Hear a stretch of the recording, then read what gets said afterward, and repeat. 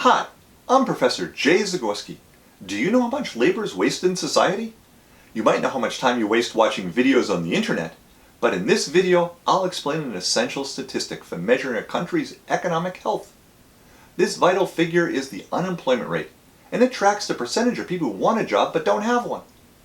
People who want to work but can't find a job are a wasted resource because their time is lost forever. Why do you care about the unemployment rate? First, there's a very high likelihood you'll be unemployed at some point in your life.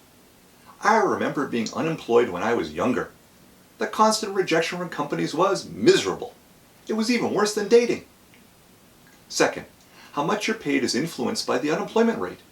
In bad economic times, when the unemployment rate is high, companies can easily find lots of workers to replace you. Your pay will most likely either be low or raises will be few and far between. However, in good economic times, when the unemployment rate is low, then salaries are typically high and raises come quickly. Why? Because companies are desperate to attract and keep workers. The unemployment rate also gives a good indication of how easy or hard it is to find work. During times of high unemployment, when many people are competing for jobs, workers often spend a lot of time searching, while managers spend almost no time trying to find new help. Conversely, during periods of low unemployment, workers are offered lots of jobs and it's difficult for managers to find new workers. Finally, the fate of the overall economy is affected by the unemployment rate. Many people around the world have either little or no savings.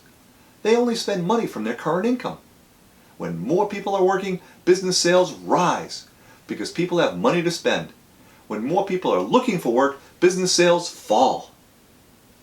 Given the unemployment rate is so important, how is this number actually calculated? The equation is quite simple. Divide the number of unemployed people by the total employed and unemployed. For example, if a country has 80 million employed adults and 8 million unemployed adults, the unemployment rate would be about 9%. If you want to know exactly who's considered employed and unemployed, watch my video on defining the labor force. What has happened to unemployment rates over time? This graph shows U.S. unemployment rates since 1900. The highest unemployment rate was during the Great Depression in the early 1930s. The rate reached a record 25%. This means 1 out of every 4 adults was searching for work. But times were not always so bad. During World War II, the unemployment rate dropped to just over 1%. That means just 1 out of every 83 adults was searching for work then. Wow, what a difference! The key idea of this graph is that labor market conditions can change very quickly. Only 10 years separate the very worst and the very best times for U.S. workers. The second important idea is that the unemployment situation is very different depending on what country you live in. This graph shows the unemployment rates of 3 countries since 1980. First is Japan, which consistently has low rates. Since 1980, the average rate in Japan is roughly 3%. In simple terms, almost everyone in Japan who wants a job gets one. Next, we'll look at the U.S. Over the same period, the U.S. unemployment rate is roughly double the Japanese. There are only a few years, right around the turn of the century, when U.S. rates were below Japanese rates.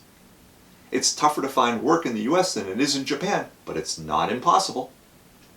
Now let's look at Spain. Spanish unemployment rates are often very high. In a typical year, their rates are 5 times higher than Japan's.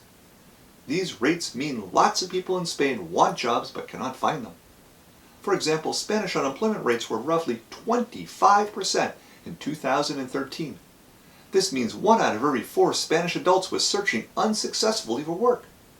Times were only this bad in the U.S. during the 1930s Great Depression. In 2005, the Spanish were celebrating in the streets when their unemployment rate dropped below 10%.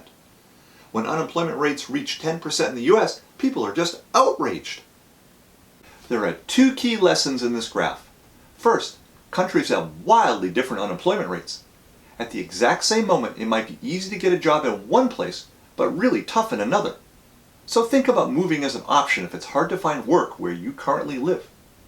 Second, the same unemployment rate gets a very different reaction depending on the country. 10% unemployment is a societal disaster in Japan. A worrisome problem in the US, but an economic upturn in Spain. In conclusion, unemployment rates show how much labor is wasted in society. Some countries like Japan have little wasted labor. Others like Spain have a huge amount. This may be because many European countries have generous unemployment compensation systems, while many Asian countries do not. The debate over whether it's more important to have a low unemployment rate or provide the unemployed with generous compensation has been going on for decades. Since it's hard to have both, which do you think is more important? Be sure to subscribe to my channel and check out my other videos. Thanks for watching and have a great day.